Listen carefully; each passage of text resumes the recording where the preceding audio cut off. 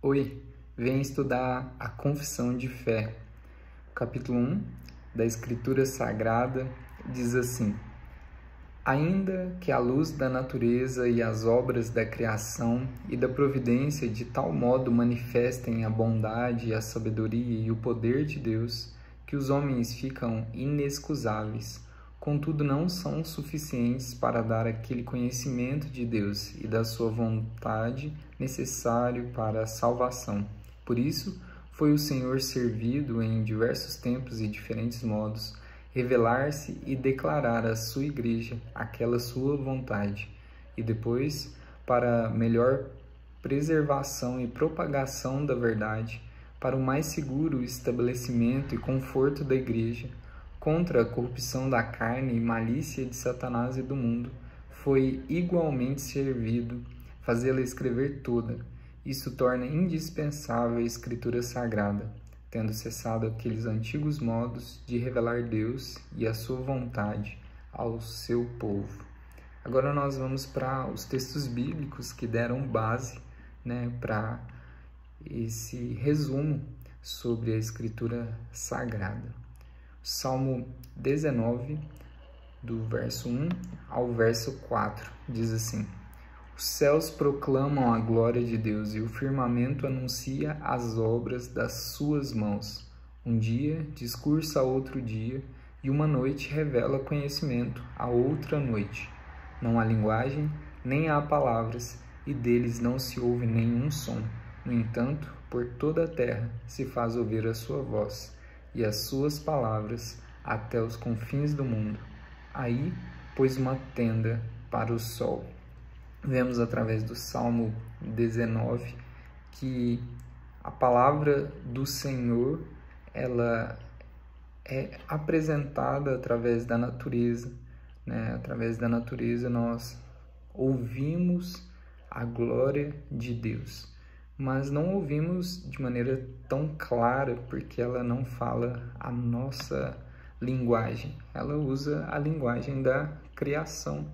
Então, ainda que a luz da natureza e as obras da criação e da providência de tal modo manifestem a sua bondade, sabedoria e o poder de Deus, que os homens ficam inexcusáveis. Então, todos conseguem perceber a glória de Deus através da criação. Todos são indesculpáveis, diante de toda a criação. Agora a gente vai ver o segundo texto, Romanos 1, 32, que diz: Ora, conhecendo eles a sentença de Deus, de que são passíveis de morte os que tais coisas praticam, não somente as fazem, mas também aprovam os que assim procedem. Então, existe um senso moral, existe uma análise da natureza, análise de como as coisas funcionam e estão ao nosso redor, que mostram para nós o senso moral de que as coisas não estão certas, de que existe algo de errado, mas ainda assim as pessoas, elas infelizmente, continuam a fazer o que é errado, Elas precisam de um norte, precisam de uma direção, Vamos ver outros textos. Agora Romanos 2, 1 diz assim: Portanto, és indesculpável, ó homem, quando julgas quem quer que sejas, porque no que julgas a outro, a ti mesmo te condenas, pois praticas as próprias coisas que condenas. Então, nós conseguimos ser juiz sobre os outros, E precisamos analisar se a nossa justiça ela está de acordo com o nosso proceder, Com as coisas que nós fazemos, se de fato nós somos tudo aquilo que nós desejamos que os outros sejam, Nós vamos para um outro texto bíblico em Romanos capítulo 1, agora o versículo 19 e o versículo de número 20, diz assim a palavra do Senhor: Porquanto o que de Deus se pode conhecer é manifesto entre eles, porque Deus lhes manifestou. Porque os atributos invisíveis de Deus, assim o seu eterno poder, como também a sua própria divindade, claramente se reconhecem desde o princípio do mundo, sendo percebidos por meio das coisas que foram criadas. Tais homens são, por isso, indesculpáveis. Então, nós conseguimos perceber e saber, através do mundo criado, que Deus é real, que Deus existe. Não são poucos aqueles que estudam as ciências naturais e conseguem ver padrão, conseguem perceber que existe algo por trás, alguém por trás de tudo. Mas nós precisamos saber o seu nome, Então, o texto da confissão diz que, contudo, não são suficientes para dar aquele conhecimento de Deus e da sua vontade necessário para a salvação. Então, nos é necessário um pouco mais, nos é necessário conhecer a Deus e saber quem Ele é e qual o propósito dele para a nossa vida, Romanos 2, versículo 14 e 15 fala sobre isso. Quando, pois, os gentios que não têm lei procedem por natureza de conformidade com a lei, não tendo lei, servem eles de lei para si mesmos. Estes mostram a norma da lei gravada no seu coração, testemunhando-lhes também a consciência e os seus pensamentos, mutuamente acusando-se ou defendendo-se. Então, nós temos, através de nós mesmos, essa sabedoria, esse conhecimento sobre a humanidade, mas a divindade é necessário que seja revelada para nós, não só através da criação, mas através da comunicação da sua vontade, 1 Coríntios 1, versículo 21 e 22 fala um pouco mais sobre isso. Visto como, na sabedoria de Deus, o mundo não o conheceu por sua própria sabedoria, aprove a Deus salvar os que creem pela loucura da pregação, porque tanto os judeus pedem sinais, como os gregos buscam sabedoria. Então, existe essa proposta humana, de ouvir os planos de Deus, de conhecer a Deus, mas Deus, ele faz isso não através da sabedoria humana, não através do conhecimento retórico ou explicativo, O Senhor, ele quer falar conosco a partir do seu próprio desejo, do seu próprio plano, seu propósito para nós. Então, o Senhor, que é Espírito, ele quer falar no nosso íntimo, não só a nossa consciência, não só a nossa mente. Ele quer falar ao seu coração, A palavra do Senhor continua falando sobre isso agora em 2 Coríntios 2, versículo 13 e 14. Não tive, contudo, tranquilidade no meu espírito, porque não encontrei meu irmão Tito. Por isso, despedindo-me deles, parti para a Macedônia. Graças, porém, a Deus, que em Cristo sempre nos conduz em triunfo, por meio de nós, manifesta em todo lugar a fragrância do seu conhecimento.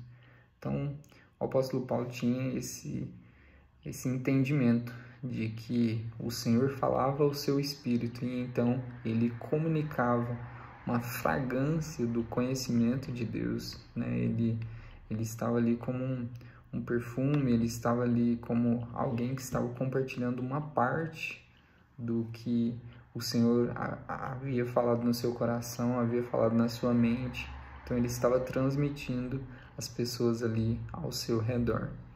Vamos ver agora o texto de Hebreus 1, versículo 1 e 2, diz assim: Havendo Deus outrora falado muitas vezes e de muitas maneiras aos pais pelos profetas, nesses últimos dias nos falou pelo Filho, a quem constituiu herdeiro de todas as coisas, pelo qual também fez o universo.